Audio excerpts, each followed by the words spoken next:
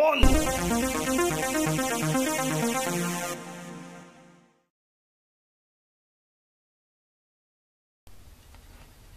Alright, so here we have the Function X4 box out of the shrink wrap, and as usual, I love the package.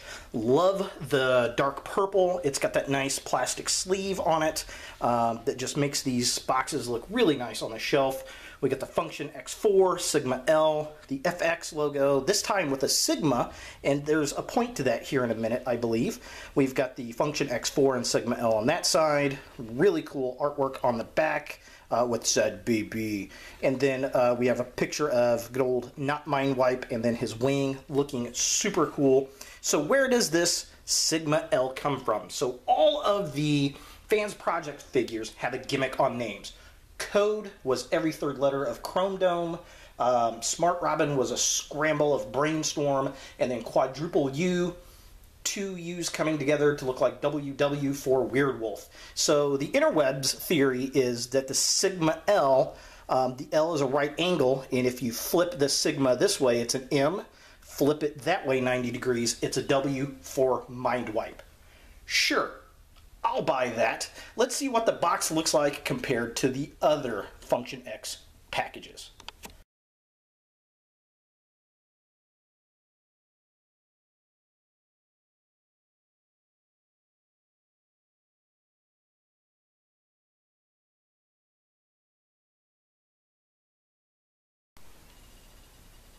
Alright, so here we have Sigma L out of package, and I gotta say, I am impressed with him. I love the color scheme.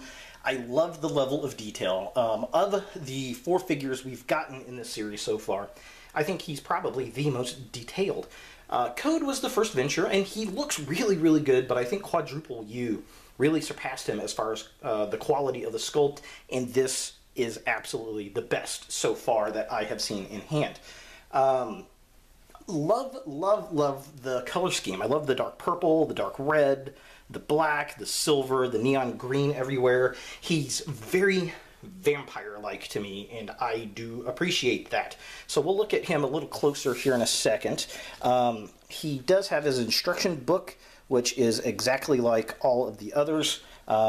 Essentially, you get black and white, really nice black and white photos with the red to indicate which piece that you want to transform, which really helps the transformation process. I really do appreciate that. Then he's got 2 of these. He's got these little shotguns, which, I mean, they do look cool. I like the color. I like the molding. This guy doesn't look like he uses a shotgun. I don't know. I don't know if that's a G1 thing. I never had the G1 toy, but the shotguns just seem odd to me. I don't know. It's just me. So he can obviously hold both of them in his hand. There's also a little bit right here for weapon storage that you can use. They just plug right in there, so you can kind of give more of a swoop down on your wing, or if you wanted to, you can give a little bit of hornage onto the wing, which is pretty darn cool. So let's get this guy a little bit closer. Yeah, I mean, he looks really, really good. There's so much detail, all the spikes and the molded detail on the wings and just everywhere. He looks amazing. Here's his head. I love the little flipped up collar going on there that really, really just, I mean, the whole thing sings vampire to me. His face sculpt, it's kind of hard to see, but he kind of looks like he has a little vampire fangs. His claws, just really, really well done. Even, I love the translucent green on his legs, just looks really, really nice.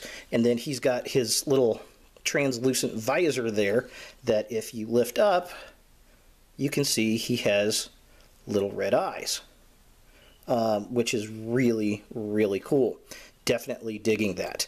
I just think they did a really remarkable job with that. Love it. Absolutely love it. So, articulation on this guy.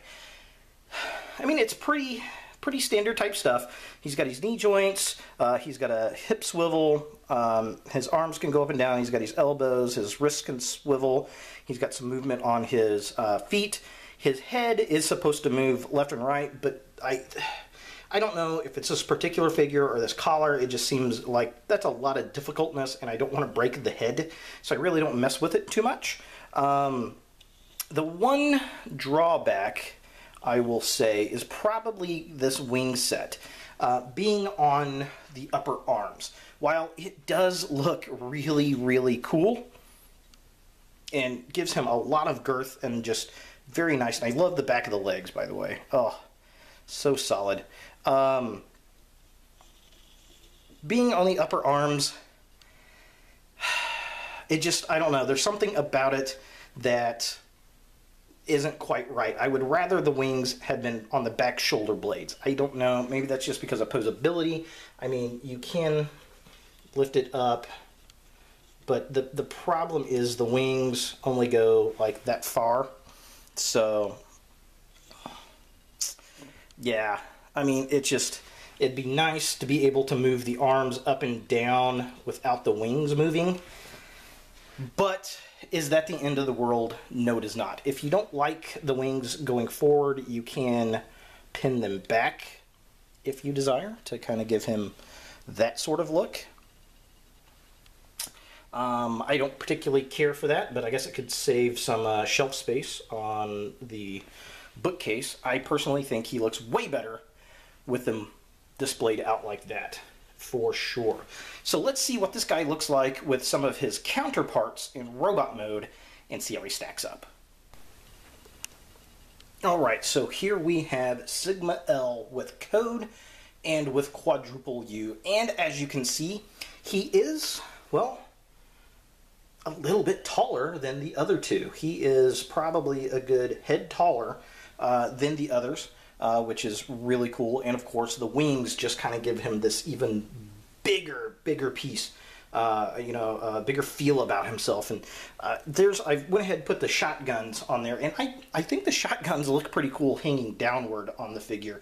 Almost gives him a little bit of a Starscream type look, which just makes me happy. I like that.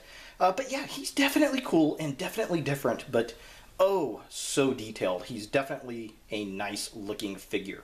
So let's get him over into his bat mode and see what we think about that. Okay, so here we have not Mindwipe in his bat mode, and it's not too terribly bad. It actually looks really good. It's a wide little bat mode, and there's some interesting things in regards to the bat mode that I'll talk about here in a minute. But first, let's talk about his little partner, which I guess is kind of not Vorath. Yeah, so there he is. Pretty standard for the Fansproject guys. You basically lift the mask up, and I do like how they incorporate that so it's just not a face hanging off of the back.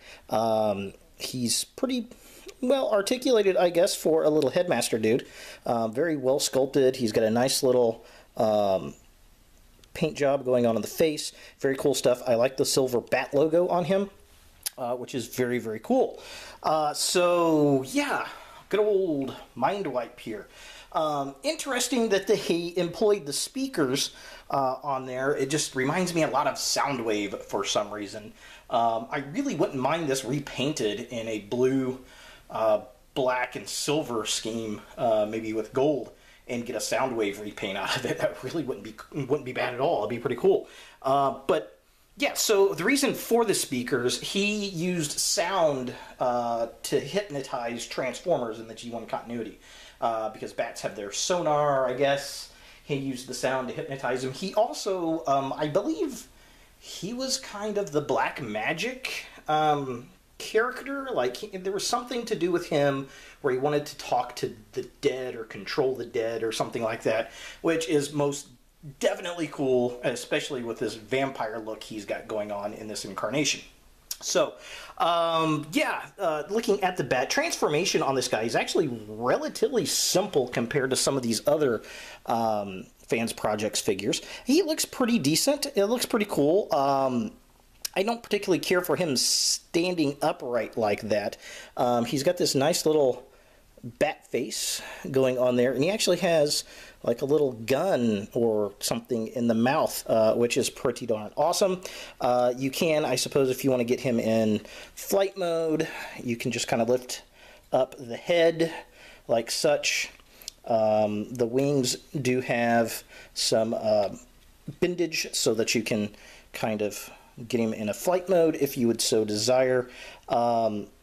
He actually, I think, looks cooler if you kind of bend him over a little like this, and it makes him a lot more stable and makes him look more bat-like when you do that. That just looks much more bat-like, much cooler than him standing upright. Of course, him standing upright is, you know, to show off the speakers and all that kind of jazz. So yeah, is what it is. You can set it up the way you want to. Now, I will say my issues are this piece right here does not clamp in all that great, and then neither does the shoulders onto this little peg right there. I mean, they'll get there and stay there, but they pop out really, really easy.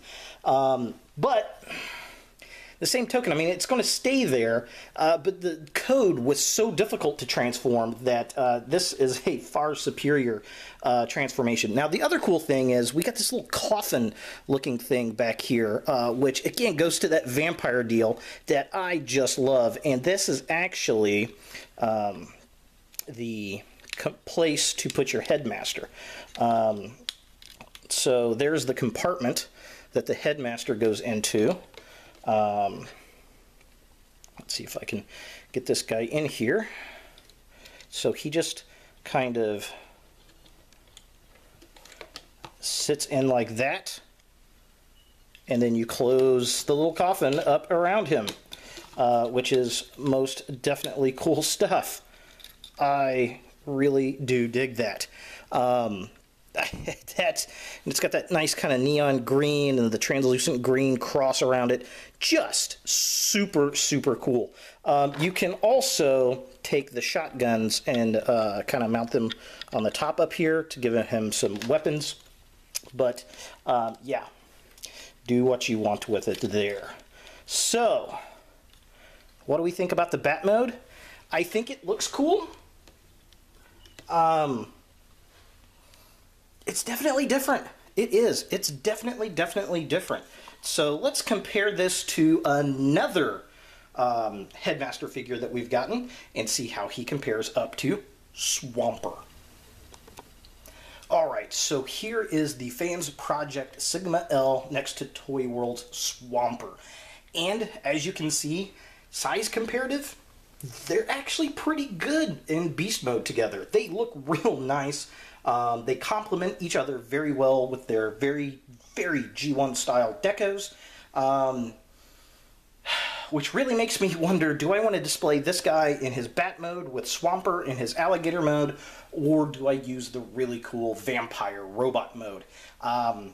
Man, that is a difficult decision, but either way, he's going to look cool on his shelf. So let's take a look at one final mode that you can work with Sigma L in. Alright, and finally, the coolest thing about this guy, he can actually hang. If you really wanted to, you can take the feet and put them on the edge of a desk or something, or if you've got a pole, you can actually hang the bat upside down and fold in the wings just like a bat. And that is damn cool. So, is this something that you want in your collection? I'm going to say yes, because we have not gotten a really good Mindwipe figure in a long time, and he is that cool. I love the color scheme, I like how he's vampiric looking, and it's just an easy, fun transformation, despite the lack of super stick pegs. It doesn't really affect the transformation much, and he just looks really cool. So, you know, for about 70, 80 bucks, this is a great third-party Mindwipe. So thanks for watching, guys. Please subscribe to my channel. Definitely share my videos, and always look for more videos in the future.